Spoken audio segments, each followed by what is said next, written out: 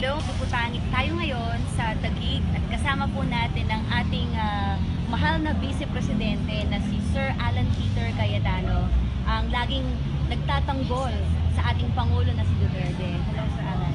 Hello ka and everyone, sa lahat ng mga kababayan natin, lahat ng mga kapatid natin, and especially po yung mga nagmamahal kay Mayor Duterte at gusto ng pagbabago. Magandang araw sa inyo lahat. Sir Alan, thank you. Napaunlakan niyo ang interview na to. Yung katanungan po, can you give us an update? Di ba lumabas po yung anti-Duterte ad at nabalitaan po namin na kaagad-agad kayong umaksyon dito para ipagtanggol si Mayor Duterte at kayo ay nagsampa ng TRO laban sa ad na ito. Paki-update po kami. Unang-una, thank you sa interview na to. Matagal ko nang gusto talaga kayong makasama, kaya lang strict ang asawa ko, pero pinayagan na rin niya ako ngayon. Pero biro, it's a critical time because this is the time na naghahanda lahat sa preparation sa pagbabantay ng balota, to make sure that yung makina is working well. The last 2 weeks has been a challenge sa atin lahat na sumusuporta kay Mayor dahil lie after lie, kasinungalingan na after kasinungalingan, pagbabali ng katotohanan, half-truths. No? What is half-truths? Kasi pag nagsinungaling ka ngayon, halata pagka buong kasinungalingan eh. Yan nakita mo yung ginawa ni Senator Trillanes, diba? Kalahati totoo. Ano yung kalahating totoo? Totoong may account, totoo yung account number. Pero yung kalahati na peke na libo-libo daw ang, million-million ang laman, 200 million ang laman, tapos yung sinabi ni Secretary Mar Rojas na yung dollar accounts ang daming laman, no? These are all false. Why I'm bringing it back to that? This is all part of the plan. Sino nasa likod ng plan? Pangulo, Malacanang, Mar Rojas, and Grace po. Last week ko pa to sinabi sa ating mga kaibigan kasi na-monitor namin na nag-uusap, nagpapanik sila. Nung una, nagkasundo lang sila na siraan lang si Mayor. Problema, 3 weeks na to nangyayari and intensified the last 10 days, hindi siya bumababa sa survey. Not because he's bulletproof, but because nagsasabi siya ng totoo. Talaga naman walang daang milyon at totoo naman na simple yung bahay at totoong hindi daan libo yung kanyang dollar account. Pinakita niya na passbook. Okay. So what was their next step? Their next step is to put negative ads. Bawal ito. No? Wala pang eleksyon na may mukha ng kalaban, chinap-chap yung sinabi niya at inilagay sa TV. Kaya kami disappointed because ang ating campaign is about the rule of law. Diba? It's about pagbabago. Ang gusto natin pagbabago, isang batas lang sa lahat ng Pilipino. Lahat tayo takot sa batas, pero lahat tayo sumusunod din sa batas. Anong ginawa ng ilang mayayaman, Malacanang, ni Po at ni Rojas, and ng ABS-CBN? Pinayagan yung ad, no? Na halata namang sinap-chap yung mga sinasabi ni Mayor to make it appear na iba ang kanyang sinasabi. Pangalawa, ginamit mga bata na napakabawal niya. No? Then number 3, hindi in-approve yung ad ko. Yes, so nga po, nabalitaan po namin na kayo po ay merong ad at wala po kayong nilabag na mga regulations pero pinigilan ito ng ABS-CBN. That's right. Yung ad na inilagay ko, yung closing statement ko lang sa debate ng ABS-CBN, yung VP debate. Kaya lang, dun kasi, kunento ko yung kwento ng dad ko at sinabi ko kung bakit nakikita ko tatay ko kay Mayor Duterte. Many of us see our father or our kuya in Mayor Duterte. Pero yung sa akin, hindi pwede. Yung laban kay Mayor Duterte, pwede. So obviously nagdi-discriminate sila. No? So wala tayong choice kung hindi sumunod sa batas. So tumakbo ako sa korte. No, humingi ako ng temporary restraining order based on the Fair Election Act, no? Na nagsasabing kung ano pwede at anong bawal. Bawal kasi maglabas ka ng ad na laban sa kabila tapos hindi ka makasagot. Bawal din yung alam mo, nung nagkaroon tayo ng ad na in-endorse ako ni Mayor, bawat pakita ng mukha niya, kailangan may pirma ni Mayor at sinusubtract sa kanya yung sa minutes niya. Pero ito, walang pirma ni Mayor, pinayagan na mukha ni Mayor at yung salita niya paglalabas. No? So, matagal na tayo ng mga supporter ni Mayor Duterte na nakakakita ng bias. No? Pero ako tumahimik. Bakit po? Hindi naman kasalanan kasi ito ng reporters, ng news team. Obviously, the management, the top management, may kilalaman dito. Mahirap naman mag-comment sa news kasi kung laban sa'yo, sasabihin mo bias. Kung pabor sa'yo, sabihin mo okay.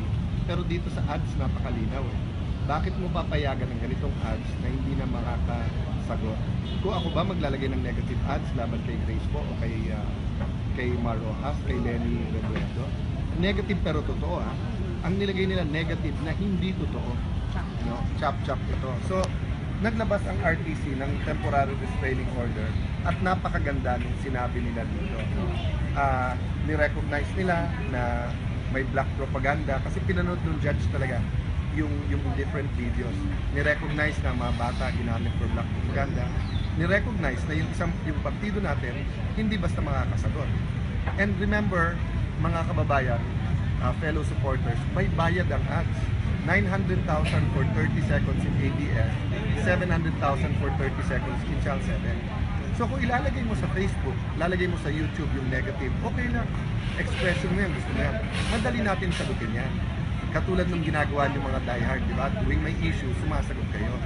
Pero ilalagay mo sa TV 2 days before, 3 days before, paano tayo magsushooting ng kapalit para sumagot? At kahit makapag-shooting tayo, magkano gagastusin natin?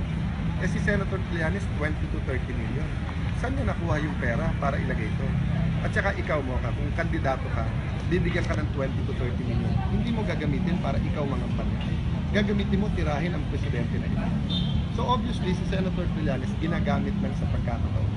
So, Senator Alan, sa tingin po ninyo, since nilabas nyo rin po sila yung social media na parang nag-uusap-usap ngayon yung mga kalaban dahil nagpapanik na sila, dahil nga po kahit anong paninira nila kay Duterte, number 1 pa rin po si Serte at nagpa-backfire sa kanila yung mga pinaggagawa nila.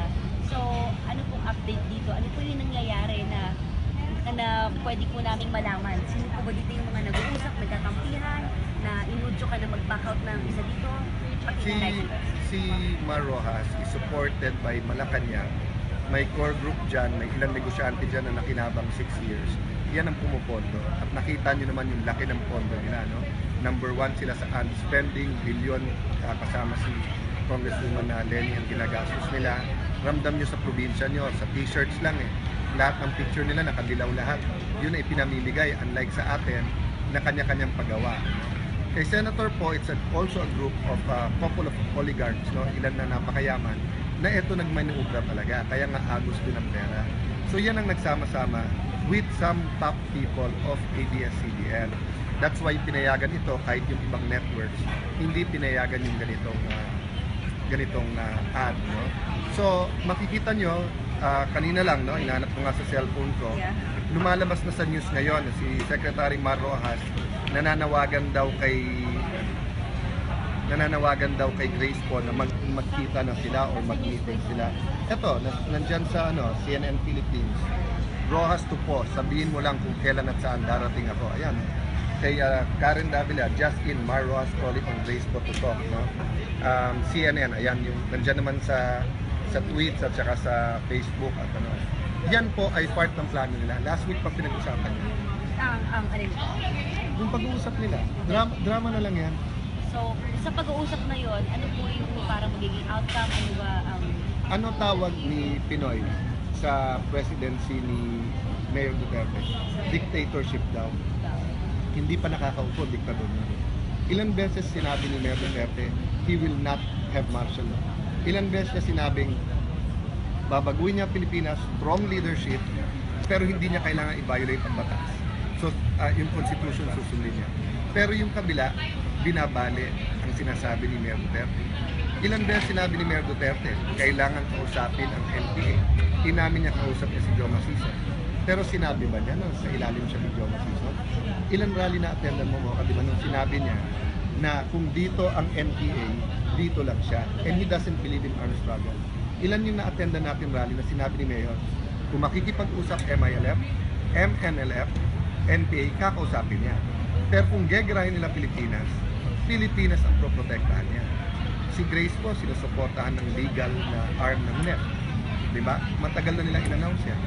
Si Mar Rojas, nasa kanyang plataforma na magkaroon ng peace talks sa mga kaliwa. So napaka-hipokrito nila na pag si Mayor Duterte ang gusto kausapin ng kaliwa, sasabihin nila ang NPA will take over. Pag sila ang gusto kumausap sa kaliwa, okay lang. So dinidistort talaga nila. So in this next few days, anong gusto na palabasin? Magte-take over ang kaliwa um, may hidden wealth si Mayor. Sasabihin nila, magiging presidente yan na walang ginawa, pwede magmura, hamakin ng mga babae, at gusto nilang palabasin, patayin lahat. Nung sinapchap yung commercial, sinasabi, papatayin ko kayo lahat. Nandun ka nung nangyari yun eh. Ang sinabi ni Mayor, pag hindi kayo sumuko mga pusher, at kung kayo'y gagamit ng armas, patayin silang lahat. Yun ang sinabi niya. Hindi niya sinabing patayin ng babae, patayin ng bata. In fact, he said, I never killed a child. I can never kill a woman. Sinabi niya ilang beses yun. So, this is the conspiracy. But I'd like to thank ABS-CBN. I'd like to thank Mar Rojas. I'd like to thank Grace po because nagba-backfire ang ginagawa niyo. Lalong lumalakas ang suporta sapagkat ang gusto na ng tao ngayon, presidenteng pinili nila. Hindi presidenteng pinili ng Malacanang, pinili ng ABS-CBN o pinili ng ilang negosyante. Sir Alan, yun nga po, tulad ng mga sinabi niyong update, sobrang desperado na po yung mga kalaban, lahat na ginagawa.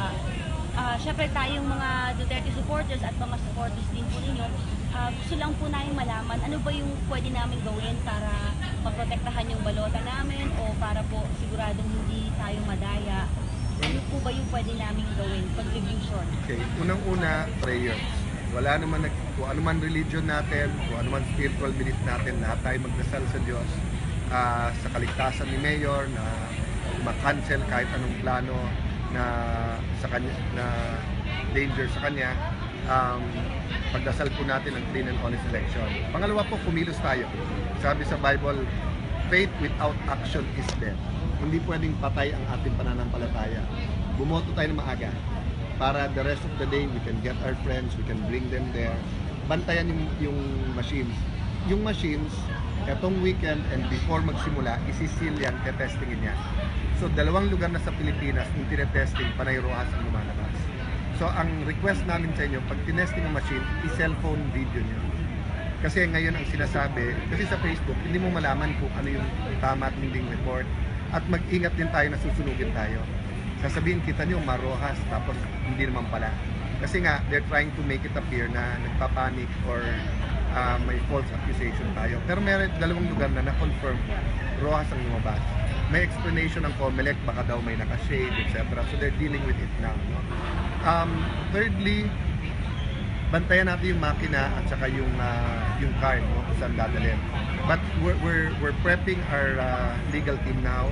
Magkakaroon tayo ng watchers in certain areas. Sa Facebook, no, whether MRRD, DDS, PDP Laban, all volunteer groups, no, magkakaroon ng communication yan over the weekend saan pwede mag-volunteer, no? And then kayo na mismo, no, kung may jeep kayo at pwede nyong pahiram para madala yung ibang mga supporters, makagawa kayo ng sandwich sa bahay para sa mga magbabantay, no? Inimpisahan natin to na kanya-kanya, tulong-tulong. Tapusin din natin to na kanya-kanya, tulong-tulong. Yes, Sir Alan, yung event po tomorrow, yung meeting di Avance, May 7 sa Luneta. Anong oras mo kayo nandoon at maybe pwede natin pong i-invite po lahat ng ating mga Duterte supporters at of course Duterte Cayetano supporters po. Luneta, May 7. Handang-handa na po ba kayo? Totoo po yung Luneta bukas. Ang daming tumatawag, nagtatanong sa amin kung totoong hindi kami dadating ni Mayor doon. Dadating po kami, eto po ang chance namin ni Mayor magpasalamat sa inyo. Bakit po Luneta kahit napakalaki nito? Dahil may plano po kaming ibang lugar, umangal po ang mga supporters. Dahil sabi nila, siksikan masyado, malinit yung ibang lugar. So it's a step of faith. We know we have millions, tens of millions of supporters nationwide. But it's a challenge to all be in Luneta. But yung mga supporters na natin nagsabi, from Cebu, from Bohol, from Bicol, from Bulacan, from all over, pupunta sila kahit delegations. No? We will be there at 5 o'clock. If you have the opportunity to wear red, actually kahit anong suot nyo. But we want to practice because kahit bawal maglagay ng mga logo at campaign material sa Monday. But let's wear red. Kasi kung namumula ang lahat ng presinto everywhere, kitang-kita mo pag dinaya. No? We want to prevent cheating. And let's all post them sa ating Facebook and encourage. Pulse Asia SWs has been very active. May balita kami, hindi ko alam kung totoo o hindi sila mag-exit poll. Ang exit poll ay isang makakatulong sa anti-daya. No? Kasi yung exit poll, makikita mo kung ano binoto ng tao paglabas nila. No? So there will be other guidelines and our lawyers will come out. For example, what to do kapag yung resibo mo, Duterte binoto mo, Cayetano, tapos iba nakalagay. No? So sa COMELEC website, tignan nyo rin yung what to do, and our team will be coming out with what to do siguro tomorrow and Sunday. Bawal na mga kampanya Sunday, but we can give advisories on how to protect your vote. Ayan. So, kita-kita po tayo bukas, May 7, 5 p.m. Andun na po kami lahat, of course, with our Vice President, Senator Alan Peter Cayetano, and of course, ang ating Pangulo na si Duterte. Closing po, Sir Alan, yung gusto lang po namin magpasalamat sa inyo sa inyong kaagarang pag-aksyon na kayo po ay nagsampa ng TRO para po mapigilan itong anti-Duterte ad. So, dahil po may TRO na, ibig sabihin mo ba hindi na ito may papalabas? Well, dapat sumunod ang ABS-CBN dahil ito ang batas. I mean, kung hindi sila sasunod sa korte. So, some top management people is trying to steal the election by allowing this. No? Now, kung hindi pa rin sila susunod sa batas, grabe naman. Talagang tama yung sinasabi ni Mayor that the law is optional. No? But no need to thank me because ito ay pasalamat namin. Kung wala suporta nyo, bali wala laban namin ni Mayor. But because nandyan ang suporta nyo sa awat biyaya ng Diyos, ipaglalaban po namin ang suporta ninyo. We will do everything in our power na bilangin ang inyong. Maraming salamat po, Senator Alan. Lastly po, invite po natin sila ulit for tomorrow's meeting the Avance. Sa mga supporters, sa mga naniniwala, at may means kayo, may oras kayo, let's all meet sa Luneta. Sa mga hindi pa naniniwala, nag-iisip, o kahit sa kabilang kampo, pero gusto nyo madama ang pagmamahal ng isang tunay na ama sa kanyang bayan, please go there, listen to Mayor Duterte. Go home, pray afterwards. Kung ayaw nyo talaga, respetuhin namin yung opinion nyo. But give yourself a chance to hear the person na ako na paniniwala kong the right time, the right place, the right message. Pinayagan yung ad, na halata namang sinap-chap yung mga sinasabi ni Mayor to make it appear na iba ang kanyang sinasabi. Pangalawa, ginamit mga bata na napakabawal niya. No? Then number 3, hindi in-approve yung ad ko. Yes, so nga po, nabalitaan po namin na kayo po ay merong ad at wala po kayong nilabag na mga regulations pero pinigilan ito ng ABS-CBN. That's right. Yung ad na inilagay ko, yung closing statement ko lang sa debate ng ABS-CBN, yung VP debate. Kaya lang, dun kasi, kunento ko yung kwento ng dad ko at sinabi ko kung bakit nakikita ko tatay ko kay Mayor Duterte. Many of us see our father or our kuya in Mayor Duterte. Pero yung sa akin, hindi pwede. Yung laban kay Mayor Duterte, pwede. So obviously nagdi-discriminate sila. No? So wala tayong choice kung hindi sumunod sa batas. So tumakbo ako sa korte. No, humingi ako ng temporary restraining order based on the Fair Election Act, no? Na nagsasabing kung ano pwede at anong bawal. Bawal kasi maglabas ka ng ad na laban sa kabila tapos hindi ka makasagot. Bawal din yung alam mo nung nagkaroon tayo ng ad na ini-endorse ako ni Mayor, bawat pakita ng mukha niya kailangan may pirma ni Mayor at sinusubtract sa kanya yung sa minutes niya. Pero ito, walang pirma ni Mayor, pinayagan na mukha ni Mayor at yung salita niya paglalabas, no? So, matagal na tayo ng mga supporter ni Mayor Duterte na nakakakita ng bias, no? Pero ako tumahimik. Bakit po? Hindi naman kasalanan kasi ito ng reporters, ng news team. Obviously, the management, the top management, may kilalaman dito. Mahirap naman mag-comment sa news kasi kung laban sa'yo, sasabihin mo bias. Kung pabor sa'yo, sabihin mo okay. Pero dito sa ads, napakalinaw eh. Bakit mo papayagan ng ganitong ads na hindi na makakasagot? Kung ako ba maglalagay ng negative ads laban kay Grace po o kay Mar Rojas, kay Lenny Robredo? Negative pero totoo ha. Ang nilagay nila negative na hindi totoo. No? Chop-chop ito. So, naglabas ang RTC ng temporary restraining order at napakaganda ng sinabi nila dito. No? Ni-recognize nila na may black propaganda kasi pinanood ng judge talaga yung different videos. Ni-recognize na mga bata ginamit for black propaganda. Ni-recognize na yung partido natin hindi basta makakasagot. And remember, mga kababayan, fellow supporters, may bayad ang ads. 900,000 for 30 seconds in ABS, 700,000 for 30 seconds in Channel 7. So kung ilalagay mo sa Facebook, lalagay mo sa YouTube yung negative, okay lang. Expression mo yan, gusto mo yan. Madali natin sagutin yan. Katulad ng ginagawa ng mga diehard, di ba? Tuwing may issue, sumasagot kayo. Pero ilalagay mo sa TV 2 days before, 3 days before, paano tayo magsushooting ng kapalit niya? Na kung dito ang MPA, dito lang siya. And he doesn't believe in armed struggle. Ilan yung na-attendan natin rally na sinabi ni Mayor, kung makikipag-usap MILF, MNLF, NPA, kakausapin niya. Pero kung gegerahin nila Pilipinas, Pilipinas ang proprotektahan niya. Si Grace po, sinusuportahan ng legal na arm ng NEP. Diba? Matagal na nilang in-announce yan. Si Mar Rojas, nasa kanyang plataforma na magkaroon ng peace talks sa mga kaliwa. So napaka-hipokrito nila na pag si Mayor Duterte ang gusto kausapin ng kaliwa, sasabihin nila ang NPA will take over. Pag sila ang gusto kumausap sa kaliwa, okay lang. So dinidistort talaga nila. So in this next few days, anong gusto na palabasin? Magte-take over ang kaliwa, may hidden wealth si Mayor, sasabihin nila magiging presidente yan na walang ginawa, pwede magmura, hamakin ng mga babae, at gusto nilang palabasin, patayin lahat. Nung sinapchap yung commercial, sinasabi, papatayin ko kayo lahat. Nandun ka nung nangyari yun eh. Ang sinabi ni Mayor, pag hindi kayo sumuko mga pusher, at kung kayo'y gagamit ng armas, patayin silang lahat. Yun ang sinabi niya. Hindi niya sinabing patayin ng babae, patayin ng bata. In fact, he said, I never killed a child. I can never kill a woman. Sinabi niya ilang beses yun. So, this is the conspiracy. But I'd like to thank ABS-CBN. I'd like to thank Mar Rojas. I'd like to thank Grace po because nagpa-backfire ang ginagawa niyo. Lalong lumalakas ang suporta sapagkat ang gusto na ng tao ngayon, presidenteng pinili nila. Hindi presidenteng pinili ng Malacanang, pinili ng ABS-CBN o pinili ng ilang negosyante. Sir Alan, yun nga po, tulad ng mga sinabi niyong update, sobrang desperado na po yung mga kalaban, lahat na ginagawa. Syempre tayong mga Duterte supporters at mga supporters din po ninyo, gusto lang po namin malaman ano ba yung pwede namin gawin para maprotektahan yung balota namin o para po siguradong hindi tayo madaya. Ano po ba yung pwede namin gawin? Contribution. Okay, unang-una, prayers. Wala naman, kung ano man religion natin, kung ano man spiritual belief natin, lahat tayo magdasal sa Diyos sa kaligtasan ni Mayor na ma-cancel kahit anong plano na sa kanya, na danger sa kanya.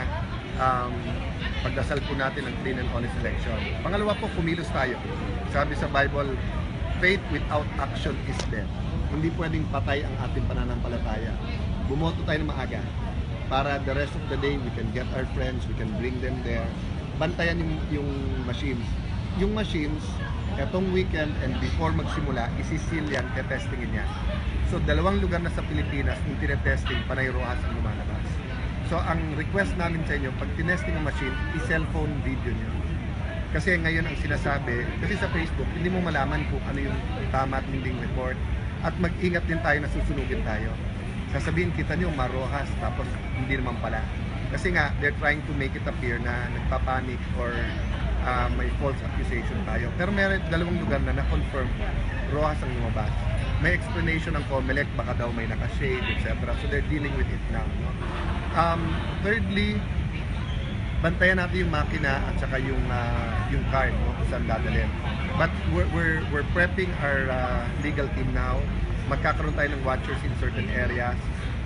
Sa Facebook, no, whether MRRD, DDS, PDP Laban, all volunteer groups, no, magkakaroon ng communication yan over the weekend saan pwede mag-volunteer, no? And then kayo na mismo, no, kung may jeep kayo at pwede nyong pahiram para madala yung ibang mga supporters, makagawa kayo ng sandwich sa bahay para sa mga magbabantay, no? Inimpisahan natin to na kanya-kanya, tulong-tulong. Tapusin din natin to na kanya-kanya, tulong-tulong. Yes, Sir Alan, yung event po tomorrow, yung meeting de Avance, May 7 sa Luneta, anong oras mo kayo nandoon at maybe pwede natin pong i-invite po lahat ng ating mga Duterte supporters at of course Duterte Cayetano supporters po. Luneta, May 7. Handang-handa na po ba kayo? Totoo po yung Luneta bukas. Ang daming tumatawag, nagtatanong sa amin kung totoong hindi kami dadating ni Mayor. No? Dadating po kami, eto po ang chance namin ni Mayor magpasalamat sa inyo. Bakit po Luneta kahit napakalaki nito?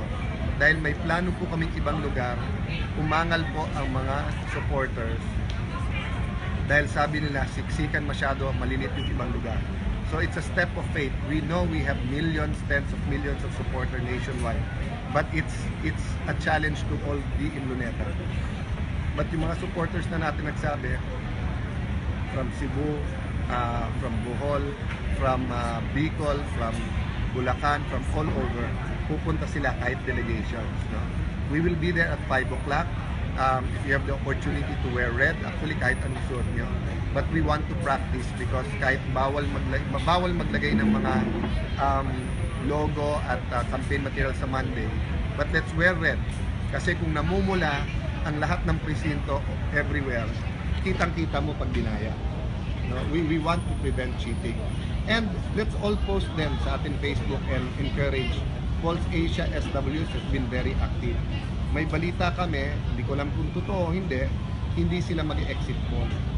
Ang exit poll ay isang makakatulong sa anti-daya. No? Kasi yung exit poll, makikita mo kung ano binoto ng tao paglabas nila. No? So there will be other guidelines and our lawyers will come out. For example, what to do kapag yung resibo mo, Duterte binoto mo, Cayetano, tapos iba nakalagay. No? So sa Comelec website, tignan nyo rin yung para sumagot. At kahit makapag-shooting tayo, magkano gagastusin natin? Eh si Senator Trillanes, 20 to 30 million. Saan niya nakuha yung pera para ilagay ito? At saka ikaw mo ka, kung kandidato ka, bibigyan ka ng 20 to 30 million. Hindi mo gagamitin para ikaw mangampanya. Gagamitin mo tirahin ang presidente na iba. So obviously, si Senator Trillanes ginagamit lang sa pagkakataon. So, Senator Alan, sa tingin po ninyo, since nilabas nyo rin po sa inyong social media na parang nag-uusap-usap ngayon yung mga kalaban dahil nagpapanik na sila, dahil nga po kahit anong paninira nila kay Duterte, number 1 pa rin po si Serte at nagpa-backfire sa kanila yung mga pinaggagawa nila. So, ano pong update dito? Ano po yung nangyayari na pwede po naming malaman? Sino po ba dito yung mga nag-uusap, nagkakampihan, na inudyo ka na mag-back out ng isa dito? Si Mar Rojas is supported by Malacanang. May core group dyan, may ilang negosyante dyan na nakinabang 6 years. Yan ang pumupondo. At nakita nyo naman yung laki ng pondo nila. No? Number 1 sila sa spending, billion, kasama si Congresswoman Lenny ang ginagastos nila. Ramdam nyo sa probinsya nyo, sa t-shirts lang eh. Lahat ng picture nila nakadilaw lahat. Yun ay pinamimigay, unlike sa atin, na kanya-kanyang paggawa. Kay Senator po, it's also a group of couple of oligarchs, no? Ilan na napakayaman, na ito nagmaniubra talaga, kaya nga agos din ang pera. So yan ang nagsama-sama with some top people of ABS-CBN.